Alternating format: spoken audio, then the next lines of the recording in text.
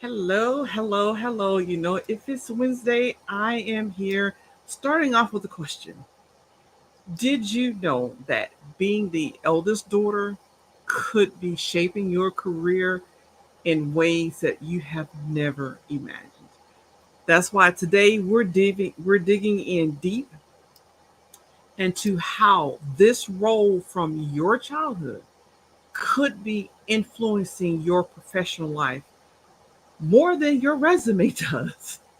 Right? More than your resume does. So, welcome everyone. I'm Dr. Twanna. I am a career coach for Black women, and I'm here to help you break through the barriers that might not even know exist. And so I do want to say welcome to all of you who are catching this live, as well as thank you and welcome to those who catch this on the replay. And so again, today we're talking about the 10 ways the eldest daughter syndrome actually hurts your career. That is our topic today. So, again, thanks for joining in. Let's get our banners there straight. So, today's topic is really particularly close to my heart because I am the eldest daughter of my family. And I believe that it will also resonate with many of you. If you are the eldest daughter, go ahead and write first in the comments. They may be down there and they may be over there, or maybe even over there. But go ahead and drop first in the comments. And those of you who catch this on a replay, if you're the eldest daughter, you too can drop first in the comments. And so first thing we need to do is really understand the eldest daughter syndrome. The eldest daughter syndrome, it occurs when the responsibilities as well as the expectations that is placed on us as a firstborn. And they also go only through childhood, but they go on to influence your adult behaviors, especially in the workplace, especially in your career. Now, this can manifest in many different ways, such as taking on too much, struggling with how to say no. And I kind of put the things that I had the most problems with up there. I will admit that. I will. I'll own up and admit that. But these are really things that I struggled with as late as through my 40s, right? As well as you have this drive for perfection, consistent perfection that can actually hinder progress in your career. So let's explore the 10 ways that the eldest daughter syndrome hurts your career and questions that tell you how you can transform them so that they work in your favor. So, number 1 is taking on excessive responsibility, right? Taking on that excessive responsibility or responsibilities. Many of us, as eldest daughters, we find ourselves volunteering in the workplace. We'll be volunteering for tasks outside of our job descriptions. We'll stay late and always feeling the need to prove your worth through really hard work. And this often leads to burnout and stunted career growth because you're burned out early. You're tired and you're stressed, and you're not making your best decisions and putting forth your best foot. So, here are some questions that you can consider, like to ask yourself: how often do you find yourself volunteering for tasks outside of your job duties or your job description that don't help you? I'm not just saying, oftentimes we can do stress things, but no, we're not talking about the stress things. We're talking about the extra stuff that you do that doesn't really get credit to you. Or, ask yourself, do you frequently find yourself saying yes to additional projects even when you know your plate is already full, right? Those are some questions to really ask yourself. So I want to talk about a client, and I've changed all the names to protect the innocent, right? But a client that I work with, we'll call her Lena. As an eldest daughter, she always felt the need to handle everything herself. You know, at her marketing firm, Lena was consistently volunteering for the extra projects and going that extra mile. Why? Because she believed that her dedication would just automatically lead to a promotion. She found herself overwhelmed and stressed with little time to actually focus on her own career goals. So, after coaching with me, Lena started delegating tasks, right? And setting clear boundaries for herself and adhering to the boundaries. It's not just enough to set the boundaries, we ourselves have to actually hold those boundaries, right? The change was actually quick, and her family noticed first. They noticed early on that she had changed. Okay, so let's go on to number two. And I've got a list of 10 folks, so settle in, ask your questions, be sure to drop your comments or your questions, and I'd be happy to answer those while I am on air. So, number two, the way that being the eldest daughter, that eldest daughter syndrome affects you or can hurt your career is number two. Whew, this is one I struggle with.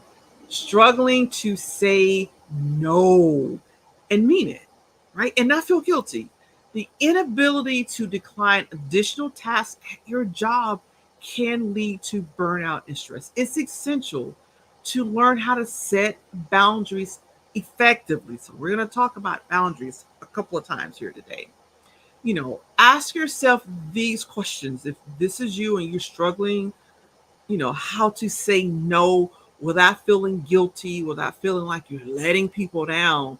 These are some of the questions that you can ask yourself. How does agreeing to extra work affect your personal life and your professional life?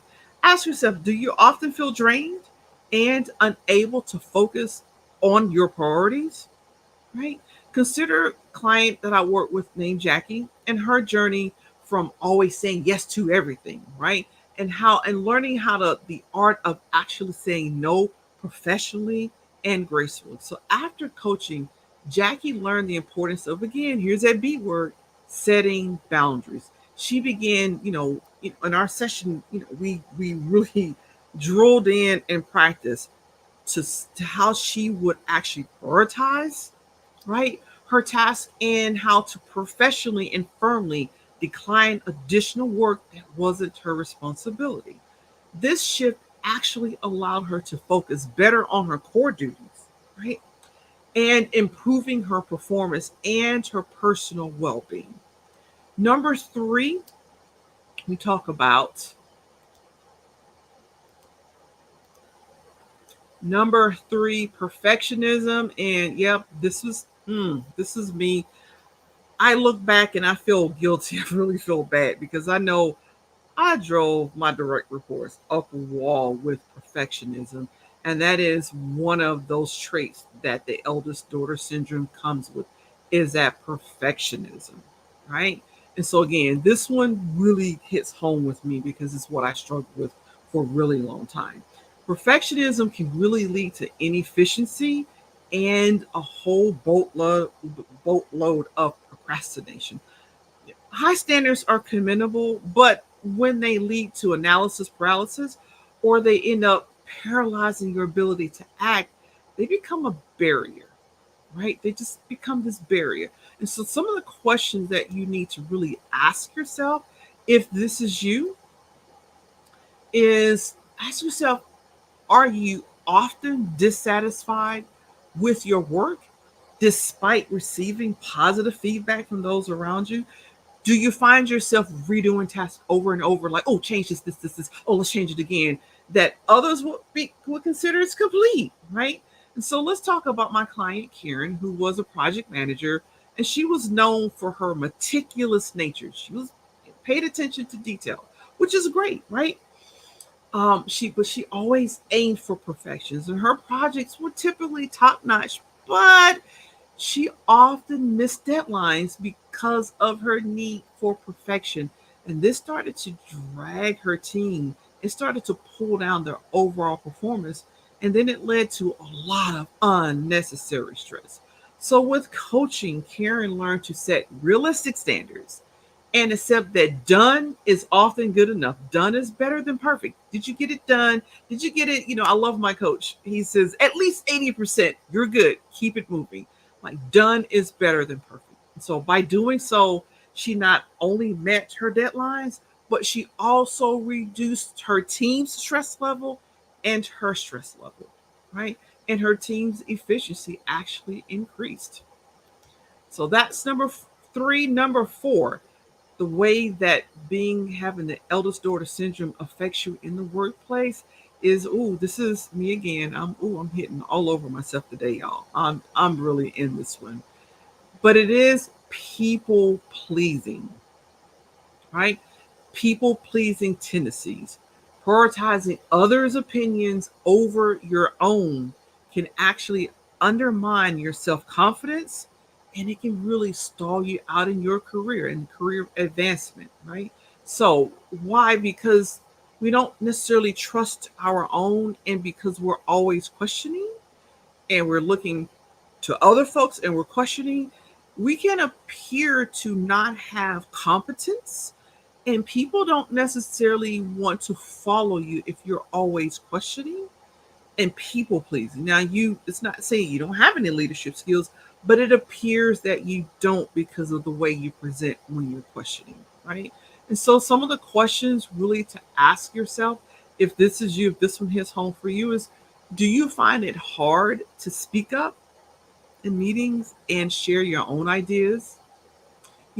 How often do you just defer to others and like, what do you think? What do you think? What do you think? Or you make a decision and you shift it because someone mentions something or they say something, you're always shifting to make sure everyone else is happy and make sure that you're getting somebody's pat on the back, right? Even when you have a valuable perspective to share, you know, are you seeking others' opinions? So let's talk about my client here. We'll call her Janine. She was a talented software engineer, but she rarely voiced her ideas, and they were often innovative, great ideas. She just rarely spoke up. She actually feared that her contributions might not be valued, and she preferred to seek approval amongst people and from her colleagues before she put her ideas out there. After our work together, Janine actually learned to assert her thoughts confidently, and this led to her being recognized for a groundbreaking project that was her idea, right? And this not only boosted her confidence, but it also paved the way for her to get a promotion. That's the value, right? The value of learning to speak up and refrain or pull back from so much people pleasing. So let's talk about way number five, that the eldest daughter syndrome can hold you back at work. It can hurt your career. Is difficulty in delegating, right? And so, for those of you out there who are expiring leaders, or you're a brand new leader, or you are a seasoned leader, you still struggle with delegating, right, to the appropriate level to your direct reports. This is you, right? And so when we're talking about difficulty in delegating tasks, it is the inability, that inability stems from a deep-seated fear that others won't meet your high expectations. They're not going to meet your high enough standards. And we know that now that you have these high standards because that's what you were used to being told to meet as an eldest daughter, right? Anybody out there resonate with this one? I know that I do. And let's see, and you know, I can say for me that I don't think that my parents and my family did this on purpose. It was just by virtue of the fact that I was told so much. You're old enough to know better. You're big enough to know better. You know better than that. And for me to go along with the eldest daughter syndrome, I was actually taller. I was bigger than most kids my age, definitely taller. Not always thick but I was always taller than my peers. And what people tend to do is the larger you are, the taller you are, doesn't matter your age, but they attribute you with more maturity and responsibility, which isn't always true. But it plays hand in hand with the eldest daughter syndrome, right? So this when you're not able to delegate, this can really lead to micromanagement. And let me see a hand raise out there. If anybody who loves to be micromanaged, just drop me in the comments if you absolutely love to be micromanaged. We don't. We really don't. Right? People typically hate to be micromanaged, where you're hovering over people and you're hovering over your direct reports and you're teasing through every single detail. Let's see if you got it right. Micromanagement actually stunts your team's growth and innovation. And so here are some questions that you can ask yourself if this is one you really struggle with, right? Some questions to consider is, how comfortable are you with delegating tasks to your direct reports? And do you trust your team to meet your standards?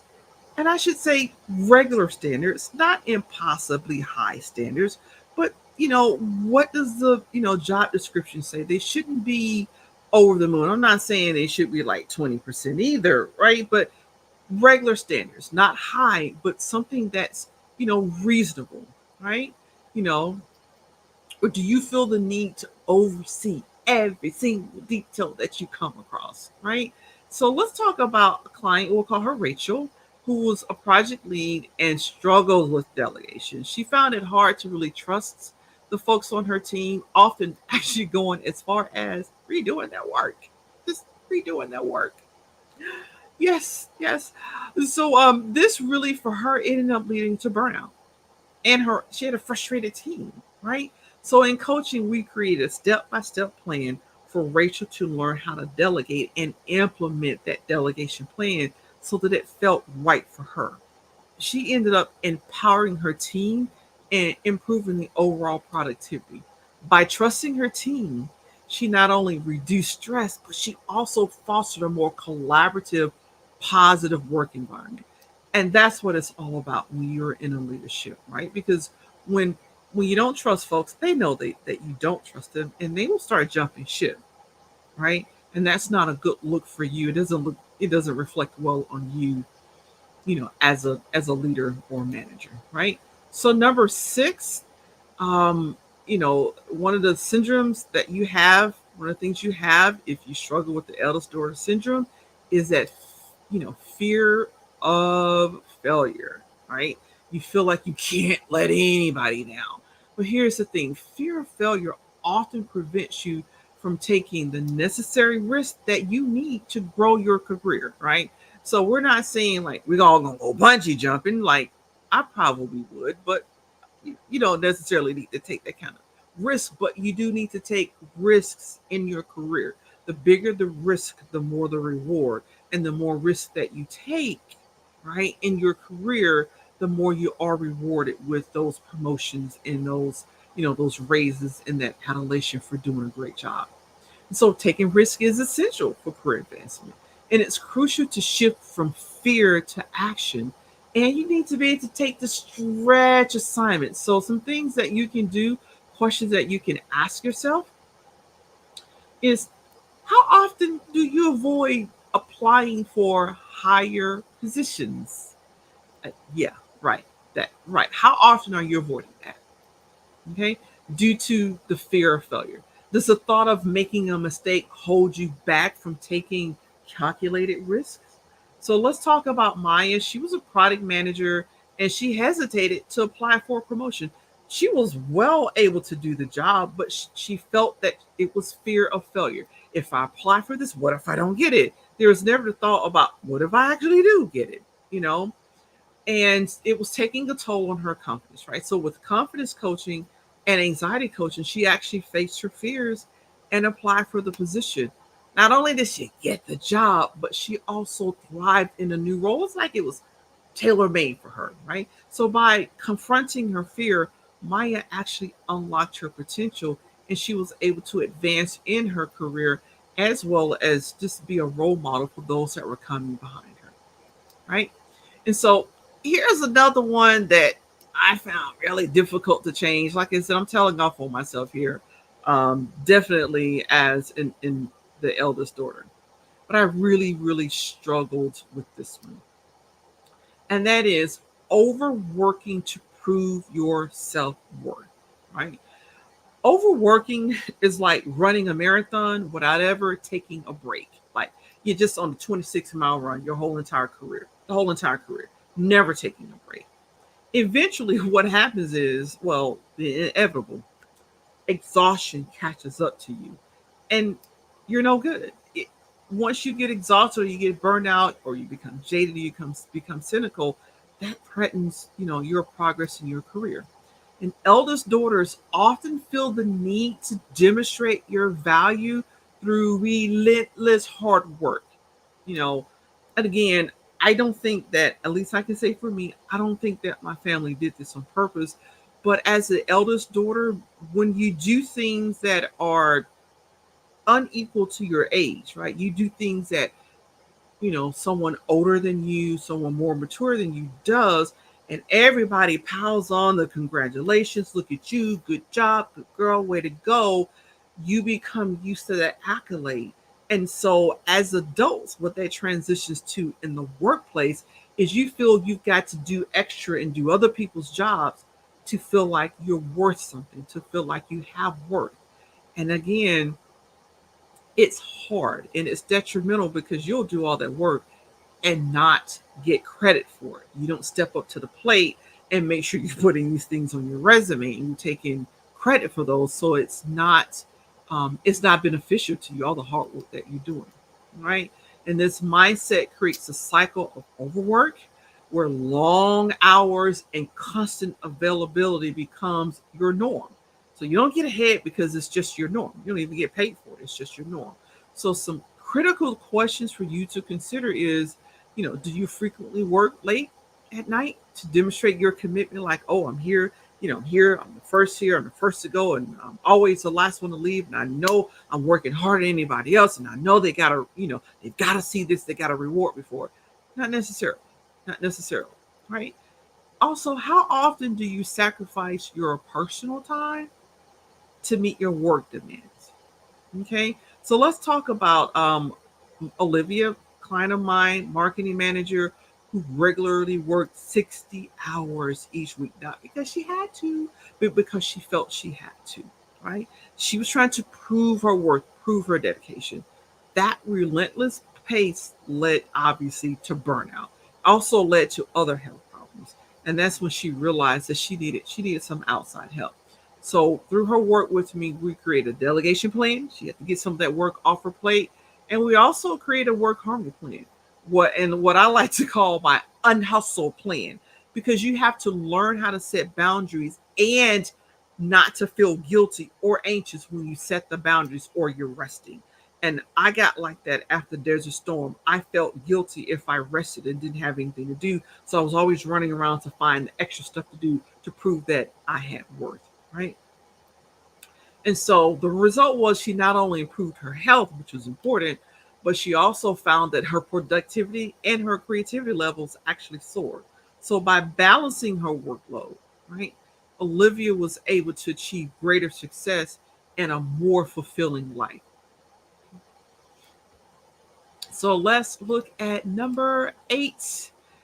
The symptoms, one of the symptoms that you may see, or what you see, the patterns you see evidence in your life, if you're an eldest daughter or you have that syndrome, is suppressing or masking your emotions, right? And so again, this is just like, this is my life, people. This was me every day, day in and day out, right?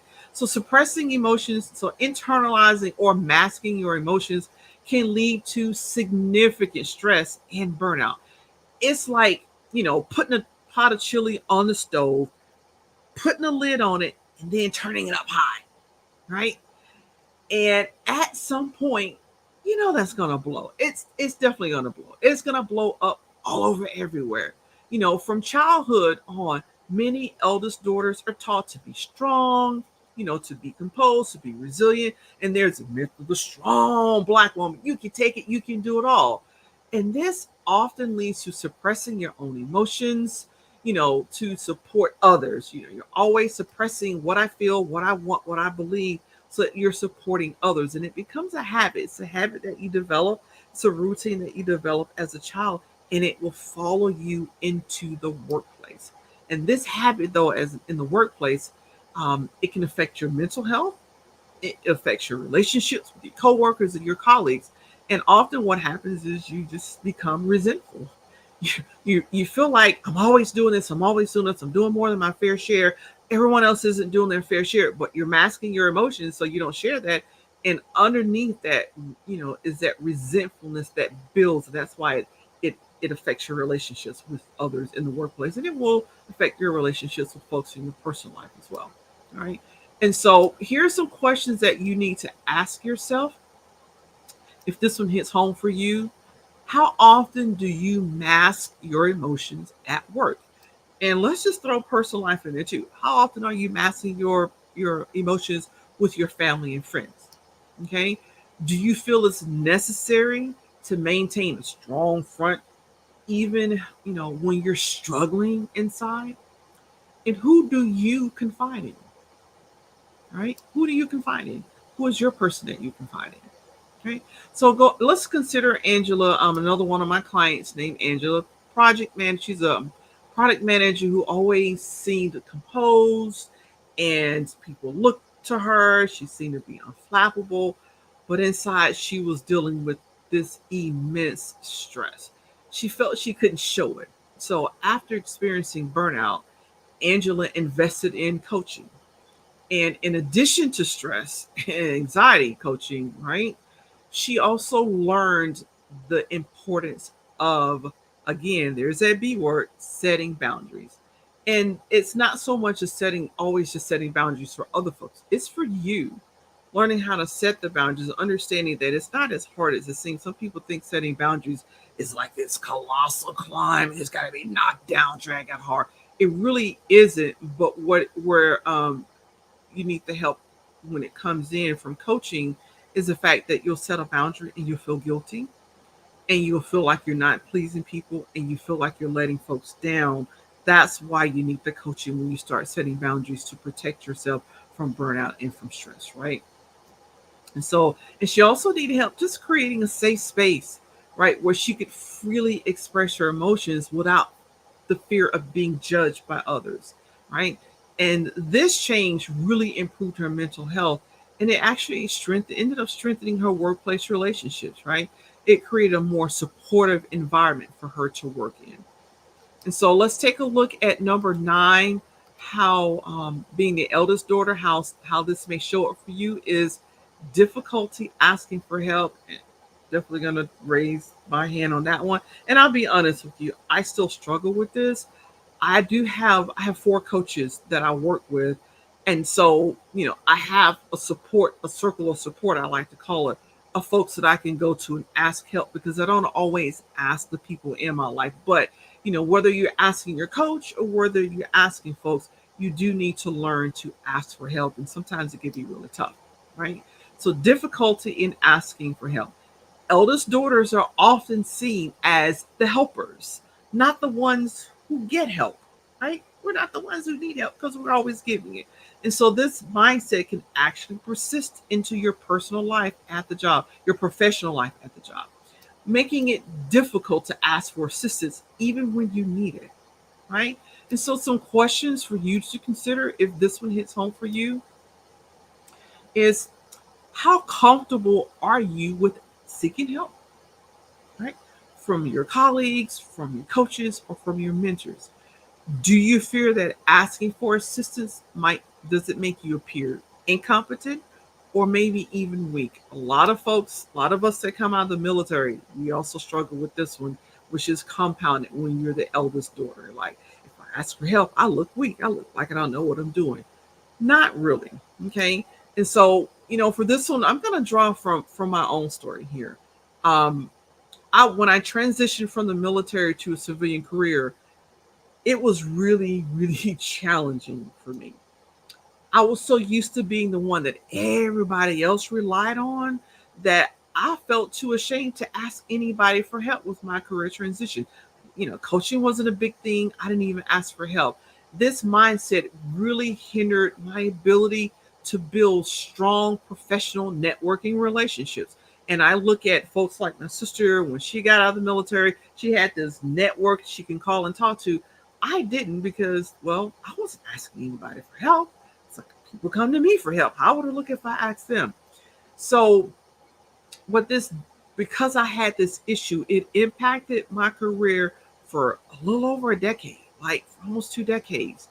And it was these experiences that really inspired me to become a career coach so that I can help others find support that they need to thrive and succeed in their career. Because this one threw me for a loop. I'll be honest with you. I finally opened up to one person, Colonel William Ware, call him Colonel Bill Ware. He was as good as gold. He was an ex professional military science, and he was a person I reached out to, and he was the only person I reached out to. But he was really great in guiding me and telling me how to ask for help and how to present for help because it was really hard for me. It was really, really hard for me. Okay. And so number 10, you made it. Yes, you have made it. The last one, the last thing that eldest daughter syndromes that we deal with is, you know, it often results, when your identity is tied to achievement, the eldest daughter syndrome often results in equating your worth to your achievement based on what you do, what you do for people. Sometimes you don't even feel accomplished unless someone else is telling you that you did well, like you did this, and when you point out that you did that, you don't even feel like you're accomplishing anything unless you have that outside person telling you that. Okay. This can really create immense pressure and anxiety and cause a drop in your self-esteem and confidence. It's like building a house of cards with each accomplishment. It adds a layer, but one failure causes everything to collapse and you feel like a total and complete failure. Right. And so some critical questions here to ask yourself if this is you is, how do you feel when you fail to achieve a set goal? Do you view it as a complete, failure on your part, or do you view it as a learning experience, right? Or does it deeply affect your self worth? Do you feel like a failure unless you're doing something for someone else, right? And so let's talk about Bria here. Bria was a high performing salesperson, sales executive, and her self worth was tied all up into her monthly sales targets. Every time, they met it, this is it. I know I'm in the right place because we met it, right? But every time she didn't meet those goals, she felt, every time she met them, she felt like I'm on top of the world. But if they didn't meet it, if there was a shortfall, it led to intense self doubt and a lot of anxiety. So after, our work together, she began to redefine her identity beyond achievement, right? And she was able to focus on her skills and her values as well as her passions and realize that her worth was not solely based nor dependent upon her professional achievements or her professional success, right? And so this shift not only improved her mental health, right, but it also made her more resilient in her career and it made her a better person to work with for sure. At least that's what her team members told her, right? So